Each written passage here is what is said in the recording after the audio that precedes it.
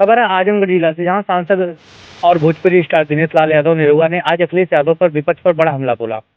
भवरनाथ मंदिर में दर्शन के बाद मीडिया से बात करते हुए उन्होंने कहा कि जो हर्ष बिहार और खेसारी लाल यादव का हुआ, वही हर्ष यूपी में अखिलेश यादव का होगा। ईवीएम और विपक्ष पे आरोप पर निरहुआ ने तीखा जवाब दिया। अगर ईवीएम हैक होती तो वोट चोरी होती, तो मैं आजमगढ़ में चुनाव क्यों हारता। उन्होंने कहा कि बिहार में एनडीए की जीत और प्रधानमंत्री मोदी और नीतीश कुमार के विकास कार्यों की वजह से हुई है। लालू परिवार में चल रहे विवाद पर उन्होंने कहा कि रोहड़ी अचार का घर छोड़ना दुखद है, और जब परिवार के साथ ना हो तो राजनीति का कोई मतलब नहीं होता। खेसारी लाल की हार पर उन्होंने कहा कि जैसे राम मंदिर पर टिप्पणी की थी, वैसे ही अखिलेश यादव भी मंदिर और सनातन पर बयान देते हैं और जनता इसे नापसंद करती है। आजमगढ़ में विकास को लेकर निरहुआ ने घोषणा की जल्द ही आजमगढ़ से दिल्ली के लिए नई ट्रेनिंग चलेंगी। उन्होंने बताया कि Varanasi Gorakhpur via Azamgarh rail line का काम तेजी से आगे बढ़ रही है और रिंग रोड का काम भी शुरू होने जा रहा है। निरहुआ ने कहा कि हार के बाद भी वह आजमगढ़ में विकास के लिए लगातार काम कर रहे हैं। अभी हम लोग देखिए बाबा भंवरनाथ के प्रांगण में उपस्थित हैं और भोलेनाथ की कृपा से अभी बहुत बड़ी जीत हम लोगों ने हासिल किया है बिहार में। और बिहार में हम लोगों की ड्यूटी लगी थी और वहाँ मेहनत हम लोगों ने जो किया वो मेहनत सफल हुई। और बिहार में जीत के बाद हम लोग सीधे दिल्ली गए और दिल्ली से हम लोग अपने आजमगढ़ के लिए एक नई ट्रेन लेके आए हैं, जो हमारे आजमगढ़ को ज़रूरत थी और काफ़ी समय से मांग थी। इसके अलावा एक बहुत ही महत्वपूर्ण काम हमारे आजमगढ़ का, जो नया रेल लाइन हम लोगों ने पास करवाया था गोरखपुर आजमगढ़ और बनारस को जोड़ने के लिए, उसका फाइनल जो काम है वो यहाँ से पूरा होके और केंद्र के पास जा चुका था, तो वहाँ जा करके उसको आगे बढ़वाया है ताकि जल्दी से जल्दी ये भी काम पूरा हो जाए। और साथ में हम लोग आजमगढ़ में अभी हमारे रिंग रोड का काम भी शुरू करवाने जा रहे हैं। तो बहुत सारी जिम्मेदारियां हैं, पर उन जिम्मेदारियों को निभाते हुए आजमगढ़ की जो आवश्यकताएं हैं उस पर भी काम करने के लिए तत्पर रहना ही हम लोगों का काम है। हमारी जो टीम है, जो हमारे जयनाथ भैया हैं, हमारे रामपाल सिंह जी हैं, हमारे जितने भी पार्टी के लीडर हैं, सब लोग यहाँ आजमगढ़ में लगातार बने रहते हैं, काम करते रहते हैं और जो भी यहाँ जरूरतें हैं, आवश्यकताएं हैं, उससे हमें भी बताते रहते हैं, अवगत कराते रहते हैं। और जिस विभाग का काम हो, चाहे वो मुख्यमंत्री जी के पास हो या प्रधानमंत्री जी के पास हो या रेल मंत्री जी के पास हो या हमारे परिवहन मंत्री के पास हो, हर जगह हम लोग जा करके और आजमगढ़ के लिए लगातार काम कर रहे हैं। और यही हमारी प्राथमिकता है, हमारे पार्टी की प्राथमिकता है कि हम लोग जो हमारे भारतीय जनता पार्टी की कार्यशैली है कि हम जनता की सेवा के लिए ही राजनीति में है, तो वो लगातार करते रहते हैं। और आज हम लोग एक यूनिटी यात्रा भी हमारी निकलेगी, जो हम लोग मुबारकपुर में निकाल रहे हैं, तो इसी के लिए हम लोग आजमगढ़ में हैं अभी। बिहार से और फिर भी वो एक प्रत्याशी खेसारी लाल यादव, जिनको काफी उन्होंने समर्थन दिया था, हार गए, उस पर क्या कहना चाहेंगे चुनाव? देखिए, जिस तरह से खेसारी लाल हारे हैं उसी तरह से यहाँ अखिलेश यादव भी हारेंगे। उसका कारण भी है कि खेसारी लाल यादव अच्छे कलाकार हैं, पर उनके हारने का कारण है कि वो राम मंदिर के विरोध में थे, जिसको जनता ने बिल्कुल स्वीकार नहीं किया।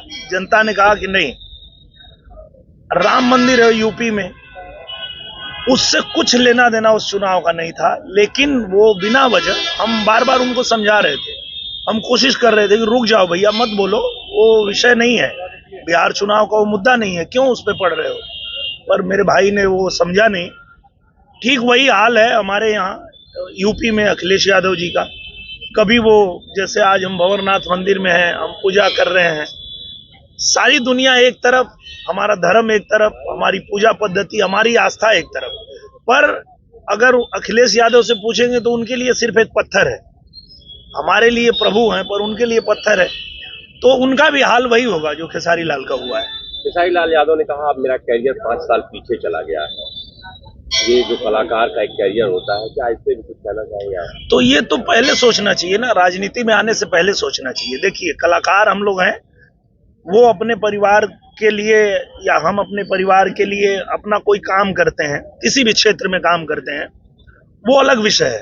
राजनीति में जब आते हैं तो हम समाज के लिए आते हैं, समाज की सेवा के लिए आते हैं। तो जब वो आ चुके हैं तो अब ये सब उनको नहीं सोचना चाहिए। हम लोग भी तो आजमगढ़ से आ रहे हैं, पर आजमगढ़ के लिए काम कर रहे हैं। तो उनको मेरी यही सलाह है, एक बड़े भाई होने के नाते, कि आप जब राजनीति में आ गए हैं तो अब सेवा करिए। आपने ही कहा कि आप विधायक बनने नहीं आए थे, आप सेवा करने आए थे, तो सेवा करिए, क्या चिंता है। हम नहीं है सांसद, सेवा कर रहे हैं आजमगढ़ की। आजमगढ़ में बैठे हैं, आजमगढ़ में रिंग रोड बनवा रहे हैं, आजमगढ़ में नई रेल लेके आए हैं, आजमगढ़ की नई रेलवे लाइन पे काम करवा रहे हैं। आजमगढ़ का जो भी काम है वो हम कर रहे हैं यहाँ पे। तो जीत हार अपने जगह पे है। अगर आपकी नीयत है सेवा करने की तो आप करिए, और उनको सेवा करना चाहिए। आजमगढ़ में जैसे हम लोग कर रहे हैं वैसे उनको छपरा में करना चाहिए, चिंता नहीं करनी चाहिए। रही और किस तरह से सफलता मिली? विपक्ष लगातार हमलावर रहा, SIR और तमाम ऐसे मुद्दे रहे कि उन्होंने कहा अभी EVM हैक है, तमाम ऐसे मुद्दे रहे। क्या रणनीति रही आप लोगों की जीत की? देखिए, हमारे बड़ी जीत का सबसे बड़ा कारण यही है कि जो विपक्ष वाले हैं वो गलतफहमी में जीते हैं। उनको लगता है कि EVM खराब है, उनको लगता है कि EVM खराब होता तो आजमगढ़ हम नहीं जीत जाते, वोट चोरी होता तो आजमगढ़ नहीं जीत लेते। तो यहाँ जहाँ जीतते हैं वहाँ EVM ठीक हो जाता है, वहाँ वोट चोरी नहीं होती है। जहाँ हार जाते हैं वहाँ ये रोना रोते हैं। तो इनका ये पुराना काम है। पर हम लोग भारतीय जनता पार्टी और NDA के लोग जो हैं वो धरातल पे काम करने में विश्वास करते हैं, जनता के बीच रहने में विश्वास करते हैं, और जनता की जो भी समस्याएं हैं उस पे काम करते हैं। और यही कारण है कि बिहार में भी NDA सरकार ने जिस तरह से काम किया, चूंकि बिहार आना जाना हम लोगों का लंबे समय से है, 20 साल से हम लोग आ जा रहे हैं, तो हमने पहले भी बिहार देखा था। लेकिन NDA सरकार बनने के बाद जिस तरह बिहार में परिवर्तन हुआ, बिहार ने तरक्की किया, उसी की देन है कि बिहार के जो लोग हैं उन्होंने नीतीश कुमार जी और हमारे प्रधानमंत्री नरेंद्र मोदी जी के ऊपर भरोसा फिर से किया है, और बिहार रफ्तार पकड़ा है, रफ्तार पकड़ेगा।